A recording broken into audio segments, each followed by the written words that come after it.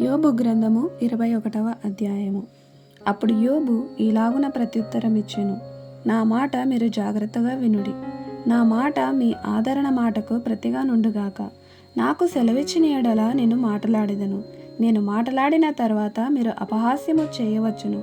నేను మనుష్యుని గురించి మొరపెట్టుకున్నానా? లేదు గనుక నేను ఎలా ఆతురపడకూడదు? నన్ను తేరి చూచి ఆశ్చర్యపడుడి.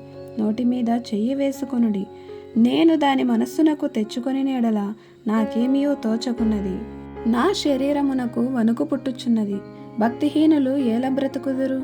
వారు వృద్ధులై బలాభివృద్ధి ఏలనందుదురు? వారుండగానే వారితో కూడా వారి సంతానము, వారు చూచుచుండగా వారి కుటుంబము స్థిరపరచబడుచున్నది. వారి కుటుంబములు భయమేమియో లేక క్షేమముగానున్నవి. దేవుని దండము వారి మీద పడుటలేదు. వారి గొడ్లు దాటగా తప్పక చూలు కలుగును. వారి ఆవులు ఈచుపోక ఈనును. వారు తమ పిల్లలను మందలు మందలుగా బయటకి పంపుదురు. వారి పిల్లలు నటనము చేయుదురు. తంబుర స్వరమండలములను పట్టుకొని వాయించుదురు. సానికానాదము విని సంతోషించుదురు. వారు శ్రేయస్సు కలిగి తమ దినములు గడుపుదురు. ఒక్క క్షణములోనే పాతాళమునకు దిగుదురు. వారు నీ మార్గములను గూర్చిన జ్ఞానము మాకక్కరలేదు, నీవు మమ్మును విడిచిపోమ్మని దేవునితో చెప్పుదురు. మేము ఆయనను సేవించుటకు సర్వశక్తుడగు వాడెవడు? మేము ఆయనను గూర్చి ప్రార్థన చేయుట చేత మాకేమి లాభము కలుగును అని వారు చెప్పుదురు. వారి క్షేమము వారి చేతిలో లేదు. భక్తిహీనుల యోచన నాకు దూరముగా నుండునుగాక. భక్తి శూన్యుల దీపము ఆర్పివేయబడుట అరుదు గదా. వారి మీదికి ఆపద వచ్చుట బహు అరుదు కదా. వారు తుఫాను ఎదుట కొట్టుకొని పోవు చెత్తవలెను, గాలి ఎగరగొట్టు పొట్టువలెను ఉండునట్లు ఆయన కోపపడి వారికి వేదనలను నియమించుట అరుదు కదా. వారి పిల్లల మీద మోపటకై దేవుడు వారి పాపమును దాచిపెట్టునేమో అని మీరు చెప్పుచున్నారు. చేసిన వారు దానిని అనుభవించున్నట్లు ఆయన వారికే ప్రతిఫలమిచ్చునుగాక. వారే కన్నులారా తమ నాశనమును చూతురుగాక. సర్వశక్తుడగు దేవుని కోపాగ్నిని వారు త్రాగుదురుగాక. తమ జీవిత కాలము సమాప్తమైన తర్వాత, తాము పోయిన తర్వాత తమ ఇంటి మీద వారికి చింత ఏమి? ఎవడైనను దేవునికి జ్ఞానము నేర్పునా? పరలోకవాసులకు ఆయన తీర్పు తీర్చును కదా.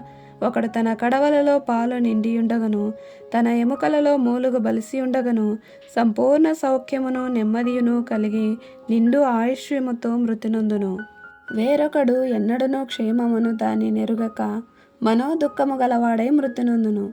వారు సమానముగా మంటిలో పండుకొందురు. పురుగులు వారిద్దరినీ కప్పును. మీ తలంపులు నేను ఎరుగుదును. మీరు నా మీద అన్యాయముగా పన్నుచున్న పన్నాగములు నాకు తెలిసినవి. అధిపతుల మందిరము ఎక్కడనున్నది? భక్తిహీనులు నివసించిన గుడారము ఎక్కడ ఉన్నది అని మీరు అడుగుచున్నారే. దేశమున సంచరించు వారిని మీరు అడగలేదా? వారు తెలియజేసిన సంగతులు మీకు గుర్తుపట్టలేదా? అవి ఏవనగా, దుర్జనులు ఆపత్కాలమందు కాపాడబడుదురు. ఉగ్రత దినమందు వారు తోడుకొని పోబడుదురు. వారి ప్రవర్తనను బట్టి వారితో ముఖాముఖిగా మాట్లాడగలవాడెవడు? వారు చేసిన దానిని బట్టి వారికి ప్రతీకారము చేయువాడెవడు? వారు సమాధికి తేబడుదురు. సమాధి శ్రద్ధగా కావలి కాయబడును. పల్లములోని మంటి పిల్లలు వారికి ఇంపుగానున్నవి. మనుషులందరూ వారి వెంబడి పోవుదురు. అలాగుననే లెక్కలేనంత మంది వారికి ముందుగా పోయిరి. మీరు చెప్పు ప్రత్యుత్తరములు నమ్మదగినవి కావు.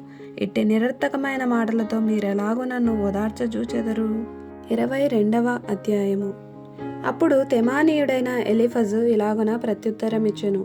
నరులు దేవునికి ప్రయోజనకారకులగుదురా? కారు.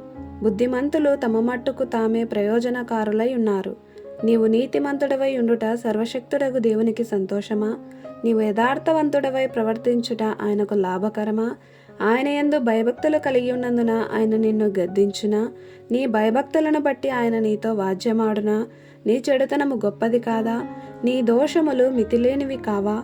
ఏమియూ ఇయ్యకయే నీ సహోదరుల యొద్ద నీవు తాకట్టు పుచ్చుకొంటివి. వస్త్రహీనుల బట్టలను తీసుకొంటివి. దప్పిచేత ఆయాసపడిన వారికి నీళ్ళియ్యవైతివి. ఆకలిగొనిన వానికి అన్నము పెట్టకపోతివి. బహుబలము గల మనుషునికే భూమి ప్రాప్తించును. ఘనుడని ఎంచబడిన వాడు దానిలో నివసించును. విధవరాండ్రను వట్టి చేతులతో పంపివేసితివి. తండ్రి లేని వారి చేతులు విరగగొట్టితివి. కావుననే బోనులు నిన్ను చుట్టుకొనిచున్నవి. ఆకస్మిక భయము నిన్ను బెదిరించుచున్నది. నిన్ను చిక్కించుకున్న అంధకారమును నీవు చూచుటలేదా? నిన్ను ముంచబోవు ప్రళయ జలములను నీవు చూచుటలేదా? దేవుడు ఆకాశమంత మహోన్నతుడు కాడా? నక్షత్రముల ఔన్నత్యమును చూడుము, అవి ఎంత పైగానున్నవి. దేవునికి ఏమి తెలియను? గాఢాంధకారములో నుండి ఆయన న్యాయము కనుగొనునా? గాఢమైన మేఘములు ఆయనకు చాటుగానున్నవి, ఆయన చూడలేడు. ఆకాశములో ఆయన తిరుగాడుచున్నాడు అని నీవనుకొనుచున్నావు. పూర్వము నుండి దుష్టులు అనుసరించిన మార్గమును నీవు అనుసరించెదవా? వారు అకాలముగా ఒక నిమిషములో నిర్మూలమైరి. వారి పునాదులు జల ప్రవాహము వలె కొట్టుకొని పోయెను.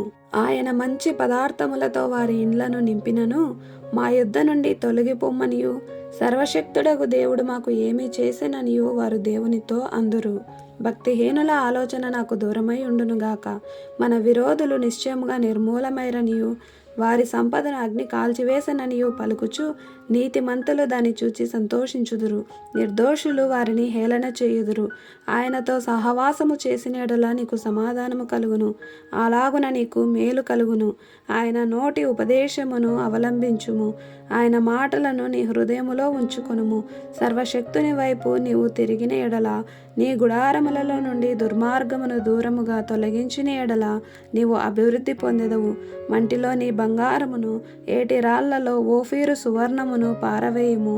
అప్పుడు సర్వశక్తుడు నీకు అపరంజిగాను ప్రశస్తమైన వెండిగాను ఉండును. అప్పుడు సర్వశక్తుని యందు నీవు ఆనందించెదవు, దేవుని తట్టు నీ ముఖము ఎత్తెదవు. నీవు ఆయనకు ప్రార్థన చేయగా ఆయన నీ మనవి ఆలకించును. నీ మొక్కుబళ్ళు నీవు చెల్లించెదవు, మరియు నీవు దేనినైనా యోచన చేయగా అది నీకు స్థిరపరచబడును. నీ మార్గముల మీద వెలుగు ప్రకాశించును. నీవు పడద్రోయబడినప్పుడు మీదు చూచెదనందువు. వినయము గల వారిని ఆయన రక్షించును. నిర్దోషి కాని వానివైనను ఆయన విడిపించును.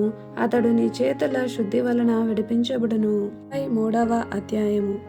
అప్పుడు యోబు ఇలాగున ప్రత్యుత్తరం ఇచ్చెను. నేటి వరకు నేను మొరలిడుచు తిరుగుబాటు చేయుచున్నాను. నా వ్యాధి నా మూలుగు కంటే భారముగానున్నది. ఆయన నివాస స్థానమునొద్ద నేను చేరునట్లుగా ఆయనను ఎక్కడ కనుగొందునో అది నాకు తెలియబడును గాక. ఆయన సన్నిధిని నేను నా వాద్యమును విషదపరచెదను, వాదములతో నా నోరు నింపుకొనెదను. ఆయన నాకు ప్రత్యుత్తరముగా ఏమి పలుకునో అది నేను తెలుసుకొందును. ఆయన నాతో పలుకు మాటలను గ్రహించుకొందును. ఆయన తన అధిక బలము చేత నాతో వాద్యమాడునా? ఆయన అలాగు చేయక నా మనవి ఆలకించును. అప్పుడు యథార్థవంతుడు ఆయనతో వాద్యమాడవచ్చును. కావున నేనెన్నటికి నా న్యాయాధిపతి వలన శిక్ష నొందకపోదును. నేను తూర్పు దిశకు వెళ్ళినను ఆయన అచ్చట లేడు, పడమటి దిశకు వెళ్ళినను ఆయన కనబడుటలేదు. ఆయన పనులు జరిగించు ఉత్తర దిశకు పోయినను ఆయన నాకు కానవచ్చుట లేదు. దక్షిణ దిశకు ఆయన ముఖము త్రిప్పుకొని ఉన్నాడు, నేను ఆయనను కనుగొనలేను. నేను నడుచు మార్గము ఆయన నాకు తెలియను. ఆయన నన్ను శోధించిన తర్వాత నేను సువర్ణము వలె కనబడుదును.